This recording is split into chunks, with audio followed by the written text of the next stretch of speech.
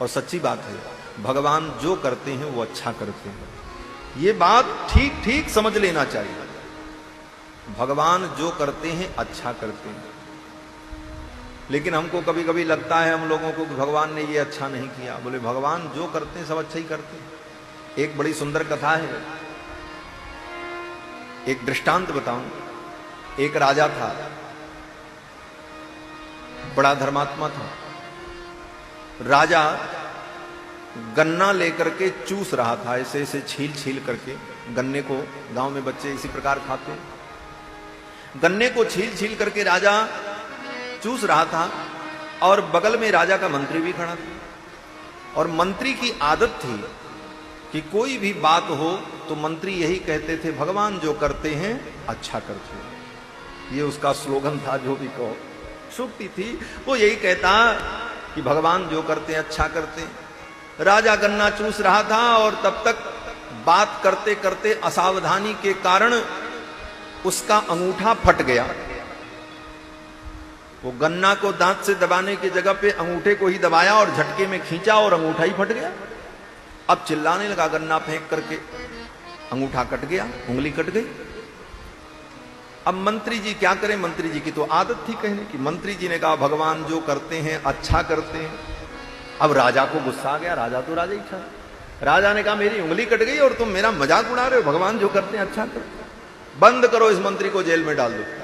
मंत्री को जेल में डाल दो। और राजा तो राजा ही था। इसलिए राजा और देवता और गुरु, इन तीनों के बहुत सन्निकट भी नहीं रहना चाहिए और बहुत दूर भी नहीं रहना चाहिए। ये नीति है।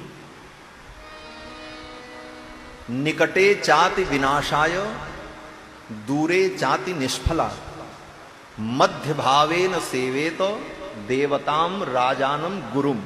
देवता, राजा और गुरु की मध्य भाव से सेवा करनी चाहिए। बहुत सन्निकट रहने पर बोले राजा है, पता नहीं क्या तुमसे अपराध हो जाए और कह दे फांसी चढ़ा दो, मरना ही पड़ेगा। और बहुत दूर रहो, कोई संबंध नहीं, तो राजा का लाभ नहीं ले पाओगे, राजा से तुम्हें कोई लाभ नहीं। और यही स्थिति गुरु की। गुरु के अत्यधिक सन्निकट रहोगे तो गुरु के आचरण को देख करके हो सकता है तुम्हारे हृदय में कभी अश्रद्धा पैदा हो जाए, और अश्रद्धा पैदा होने से तुम्हारी गुरु भक्ति विनष्ट हो जाएगी, और अत्यंत दूर रहने पर कोई फल भी नहीं मिलेगा। इसलिए मध्य भाव। और यही स्थिति देवताओं की। देवताओं से भी बहुत नजदीकी भी नहीं और बहुत दूरी भी नहीं। मध्य भावेन सेवेत देवताम राजानम गुरुम। ये नीति है। राजा ने कहा डाल दो इसको जेल में। मंत्री को जेल में डाल दिया। एक दिन राजा शिकार खेलने गया और जंगल में राजा भटक गया अकेले, साथी सब बिछुड़ गए। और उस जंगल में कोई डाकू देवी की पूजा कर रहा था। आज उसे बलि चढ़ाना था और किसी आदमी को ढूंढ रहा था। मिल गए राजा साहब, पकड़ लिया। डाकू के सेवकों ने अकेला पाकर के पकड़ लिया। बोले ले चलो इसकी बलि चढ़ाएंगे। अब राजा अकेले क्या करता?